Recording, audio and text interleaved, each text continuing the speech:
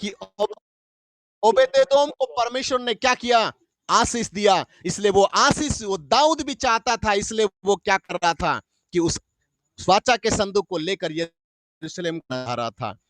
लेकिन उसकी पत्नी जब वो नाच रहा था तो उससे कह रही थी कि क्या कर रहा है ये मेरे नाक को नीचे कर रहा है, मेरे नाम को नीचे कर रहा है। उसे तुच्छ जाने लगी और वो आशीर्वाद जो देने आया था वो आशीर्वाद भी नहीं ली। आशीर्वाद देने के लिए जब निकला सभी लोगों को दिया, उनकी प्रजा के हर व्यक्ति को दाऊद आशीर्वाद दिया, लेकिन उसकी पत्नी जो थी वो तुच्छ जानने के कारण उसे समझ नहीं पाई और उसके पास में वो नहीं आई कि वो उसे आशीर्वाद दे। हम बाइबल पढ़ते हैं तो उसके आखिरी पद में लिखा है, दूसरा सामुएल 6वां अध्याय उसका 23वां पद में, और साउल की बेटी मीकल के मरने के दिन तक कोई संतान न हुई।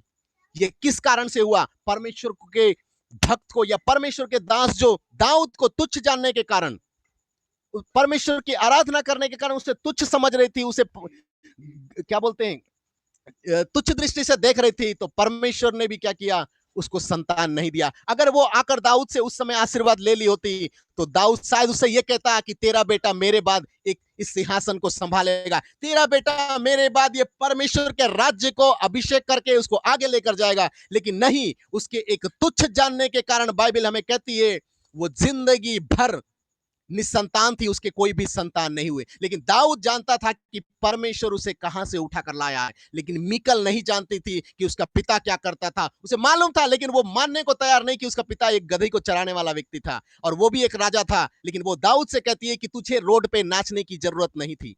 लेकिन दाऊद कहता है कि वो परमेश्वर जिसने तेरे पिता का घराना, तेरे पिता का सिंहासन उठाकर मुझे दिया है, वो परमेश्वर के लिए मैं इसी तरह पागल होकर नाचूंगा, इसी तरह पागल होकर मैं गाऊंगा, मैं उसकी आराधना करने से पीछे नहीं हटूंगा। तो क्या आप और मैं ये सोचते हैं?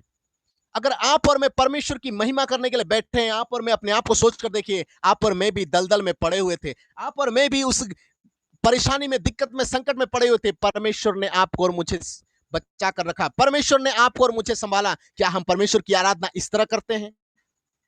नहीं, हम परमेश्वर की आराधना इस तरह नहीं करते। हम सोचते हैं कि आगे भाई साहब बैठे, वो गाना गाए, वो प्रचार करे, वो पढ़े, वो सब कुछ वो करे, हम आकर देखे, सुने और घर निकल कर चले जाए।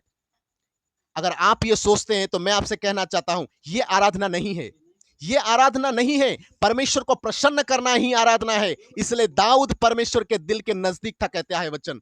किस लिए? दाऊद की आराधना के कारण। आज सुबह हम वचन से सीख रहे थे, वहां मैंने आज बताया था कि परमेश्वर चाहता है कि हम परमेश्वर की आराधना करें। परमेश्वर नहीं चाहता कि आप और मैं इस धरती से मिट जाए या मर जाए, क्योंकि आपके और मेरे मरने से परमेश्वर को कोई फायदा नहीं है। आप और मैं अगर जिंदा है तो हम परमेश्वर की आराधना कर सकते हैं। ये दाऊद जानता था।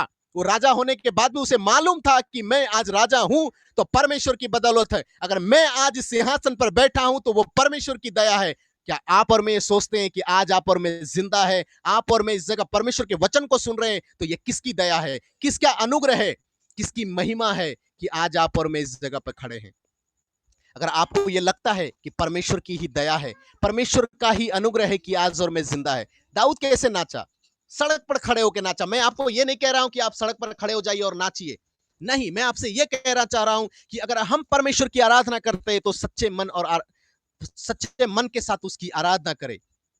हम अगर केवल सुनकर चले जाने वाले नहीं कि हम आए, देखे कि भैया जी गाना गा रहे हैं, दूसरे लोग गाना गा रहे हैं, हम भी देख लिए और हम निकल लिए। नहीं, हमें परमेश्वर ने बचाया है, संभाला है आराधना करने के लिए। वो राजा होते हुए भी परमेश्वर के संदूक के सामने नाच रहा था। लोग उसके तन बदन को देख रहे थे, कभी उघाड़े हो जाता था, कभी ढक जाता था। ऐसे होते हुए भी वो शर्माता नहीं था। वो जानता था कि परमेश्वर ने उसे एक चरवाहे से उठाकर एक राजा बनाया है।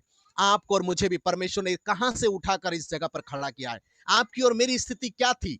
आप और मैं कौन थे, क्या थे, कैसे जिंदगी बिता रहे थे? नहीं, उस जिंदगी से उठाकर अगर परमेश्वर ने आपको और मुझे जिंदगी दी है तो यह आपकी और मेरे कारण नहीं है, आपकी और मेरे काबिलियत के कारण नहीं है, परमेश्वर की दया और उसके अनुग्रह के कारण ही है जो आप और मैं आज परमेश्वर की महिमा में बैठे हैं। तो हम परमेश्वर की आराधना जब करते हैं तो उसकी आराधना सच्चे मन और विश्वास के साथ करें कि परमेश्वर हमारी प्रार्थनाओं को सुने, उत्तर दे। परमेश्वर इस वचन के सुने जाने पे आप सभी को आशीष दे। ये आपका समय है, क्योंकि सुबह भी गवाही नहीं हुआ था, तो यह आपका समय है। आप अपने गवाही को शेयर कर सकते हैं। परमेश्वर आप सभी को आशीष दे। और बोलते समय